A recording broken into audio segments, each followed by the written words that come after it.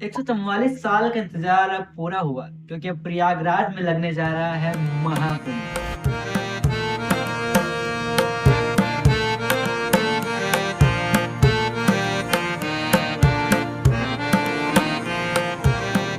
इस बार महाकुंभ में देश दुनिया से लगभग 40 से 45 करोड़ लोग आने वाले हैं और इतनी तो दुनिया के आधे से ज्यादा देशों की आबादी भी नहीं है। ये महाकुंभ 13 जनवरी से शुरू होकर के 26 फरवरी यानी कि महाशिवरात्रि के दिन खत्म होने वाला है। और 26 फरवरी यानी कि महाशिवरात्रि के दिन ना सिर्फ ये कुंभ खत्म होगा बल्कि दुनिया देख चुकी होगी भारत में हिंदुओं की एकता को। जी हाँ दोस्तों, तब तक भारत इतिहास रच चुका होगा। तो क्या है कुंभ की कहानी, क्या है महाकुंभ की तैयारियां और क्यों लगने जा रहा है इस बार का महाकुंभ प्रयागराज में। दोस्तों आज की इस वीडियो में हम इन्हीं सबको जानने वाले हैं। तो राम राम साहब, मैं रुपेंद्र राठौड़ आप सभी का आज की इस वीडियो में स्वागत करता हूं। तो चलिए शुरू करते हैं। लेडीज और जेंटलमैन, वेलकम टू कुंभ नगरी प्रयागराज, जहां पर 12 सालों बाद लगने जा रहा है तो महाकुंभ। ये कहानी शुरू होती है एक घड़े से। जी हाँ दोस्तों, कुंभ का मतलब होता है घड़ा और ये कहानी शुरू होती है इसी घड़े से। एक बार ऋषि दुर्वासा ने एक श्राप दिया था जिसके कारण देवता कमजोर हो गए थे और राक्षस देवताओं पर भारी पड़ने लगे थे, या यूं कहें कि राक्षसों ने देवताओं को हरा दिया था। और इसी वजह से देवता भगवान विष्णु के पास जाते हैं मदद मांगने के लिए और भगवान विष्णु इसका उपाय बताते हैं समुद्र मंथन। जी हाँ दोस्तों, भगवान विष्णु कहते हैं कि आपको समुद्र मंथन करना होगा क्योंकि समुद्र मंथन से जो अमृत प्राप्त होगा उसका सेवन करके देवता अमर हो जाएंगे और इससे राक्षस उन्हें नहीं हरा पाएंगे। जी हाँ, क्योंकि यहाँ पर अगर देवताओं को अमृत मिलता है तो देवता अमर हो जाएंगे और अगर सामने से अगर राक्षस आएंगे तो राक्षस तो देवताओं को मारने के लिए आएंगे। तो देवता तो अगर मरेंगे ही नहीं तो देवताओं को कैसे हरा पाएंगे वो। और अमृत की वजह से देवताओं के मन में मरने का डर भी नहीं होगा, इसलिए वो खुल के लड़ सकेंगे और राक्षसों को हरा सकेंगे। और ऐसा ही सोच के देवताओं ने निर्णय लिया समुद्र मंथन करने का। तो फिर सभी देवता राक्षसों के पास जाते हैं राक्षसों को मनाने के लिए। तो सभी राक्षस भी अमृत के लालच में आकर के मान जाते हैं और समुद्र मंथन करने के लिए तैयार हो जाते हैं। इसके बाद सभी देवता इकट्ठा होते हैं, समुद्र मंथन करते हैं। तो समुद्र मंथन से बहुत सी चीजें प्राप्त होती है और सबसे लास्ट में अमृत का कलश प्राप्त होता है। तो जैसे ही अमृत कलश प्रकट होता है तो इंद्र के पुत्र जयंत उस अमृत कलश को लेकर के देवलोक की तरफ भाग जाते हैं। तो ये देखकर राक्षसों के गुरु शंकराचार्य राक्षसों को कहते हैं कि जयंत का पीछा करे और उससे वो अमृत कलश छीन ले। तो राक्षस जयंत का पीछा करते हैं। तो यहाँ पर पीछा करते वक्त देवताओं और राक्षसों में युद्ध हो जाता है और इसी युद्ध के दौरान अमृत कलश की कुछ बूंदें पृथ्वीलोक की 4 जगहों पर जाकर गिर जाती है।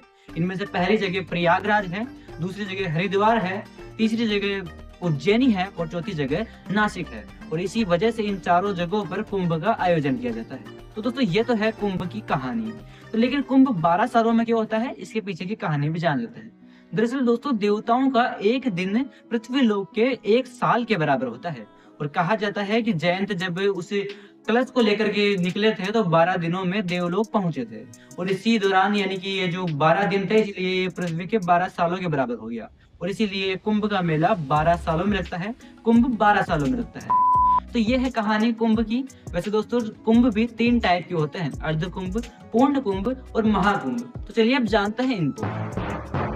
अर्ध कुंभ मेले का आयोजन प्रत्येक 6 वर्ष में एक बार किया जाता है। वहीं पूर्ण कुंभ मेले का आयोजन 12 वर्ष में एक बार किया जाता है। दोस्तों आखिरी बार पूर्ण कुंभ मेले का आयोजन 2013 में किया गया था और अब होने जा रहा है इस साल महाकुंभ मेला। जी हाँ दोस्तों, जब 12 बार पूर्ण कुंभ हो जाते हैं तो उसे एक महाकुंभ का नाम दिया जाता है। महाकुंभ 12 पूर्ण कुंभ में एक बार लगता है और महाकुंभ का आयोजन 144 सालों में एक बार होता है, यानी कि 12 × 12 144। वहीं दोस्तों अब बात करें कि ये महाकुंभ प्रयागराज में ही क्यों होने जा रहा है, तो दोस्तों सूर्य, चंद्रमा और बृहस्पति की स्थिति को देखकर कुंभ मेले का स्थान तय किया जाता है। जब सूर्य और चंद्रमा मकर राशि में होते हैं और बृहस्पति वृषभ राशि में होता है तब कुंभ मेले का आयोजन प्रयागराज में किया जाता है। वहीं जब सूर्य मेष राशि और बृहस्पति कुंभ राशि में होते हैं तो कुंभ मेले का आयोजन हरिद्वार में किया जाता है। जब सूर्य सिंह राशि और बृहस्पति ग्रह भी सिंह राशि में होते हैं तो कुंभ मेले का आयोजन उज्जैनी में किया जाता है। और जब सूर्य सिंह राशि और बृहस्पति सिंह या कर्क राशि में होता है तब कुंभ मेले का आयोजन नासिक में किया जाता है। इस बार ग्रहों की स्थिति प्रयागराज के अनुकूल है, इसलिए ये महाकुंभ प्रयागराज में होने जा रहा है। दोस्तों बात कर लेते हैं कुंभ में शाही स्नान की। वैसे कुंभ में 6 शाही स्नान होंगे। जिसमें पहला स्नान पौष पूर्णिमा यानी कि 13 जनवरी 2025 को महाकुंभ की शुरुआत के साथ ही पहला स्नान होगा। वहीं दूसरे शाही स्नान की बात करें तो मकर संक्रांति यानी कि 14 जनवरी 2025 को दूसरा शाही स्नान होगा। मौनी अमावस्या 29 जनवरी 2025 को तीसरा शाही स्नान होगा और चौथा शाही स्नान बसंत पंचमी को यानी कि 3 फरवरी 2025 को होगा। पांचवा शाही स्नान माघी पूर्णिमा पर 12 फरवरी 2025 को होगा। वहीं महाशिवरात्रि और महाकुंभ के अंतिम दिन यानी कि 26 फरवरी 2025 के दिन छठा और अंतिम शाही स्नान होगा। साथ ही आपकी जानकारी के लिए बता दें कि महाकुंभ में 5.5 करोड़ रुद्राक्ष से 12 ज्योतिर्लिंगों का स्वरूप तैयार किया जा रहा है। इसे तैयार करने में डमरू सहित 11,000 त्रिशूल का भी इस्तेमाल होगा। इसका प्रारंभिक ढांचा तैयार कर लिया गया है। पहले स्नान से पूर्व सभी 12 ज्योतिर्लिंग तैयार कर लिए जाएंगे जो महाकुंभ में आने वाले श्रद्धालुओं के आकर्षण का मुख्य केंद्र होंगे। दोस्तों, इसके लिए नेपाल और मलेशिया से रुद्राक्ष भी मंगवाए गए हैं। प्रत्येक ज्योतिर्लिंग की चौड़ाई 9 फीट और ऊंचाई 11 फीट की होगी। इसमें प्रयोग हो रहे 11,000 त्रिशूलों को सफेद, काले, पीले और लाल रंग से रंगा गया है। शिविर में स्थापित किए जा रहे 12 ज्योतिर्लिंग के माध्यम से अखंड भारत और विश्व के कल्याण की कामना की जा रही है। तो दोस्तों, कुछ ऐसी है महाकुंभ की तैयारियां।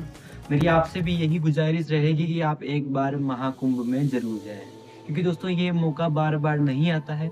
अभी आया है, फिर 144 साल के बाद आएगा। तो अगर हो सके तो आप अपनी फैमिली के साथ, अपने दोस्तों के साथ, अपने किसी साथी के साथ एक बार प्रयागराज जरूर जाएं और इस महाकुंभ का हिस्सा जरूर बनें। अगर आपको इस वीडियो में कुछ भी अच्छा लगा हो तो इस वीडियो को एक लाइक करें, इस वीडियो को अपने यार दोस्तों के साथ शेयर करें और अगर आपका मन हो तो इस चैनल को आप सब्सक्राइब भी कर सकते हैं। और हाँ दोस्तों, वीडियो पर एक कमेंट जरूर कर देना। बहुत बहुत धन्यवाद।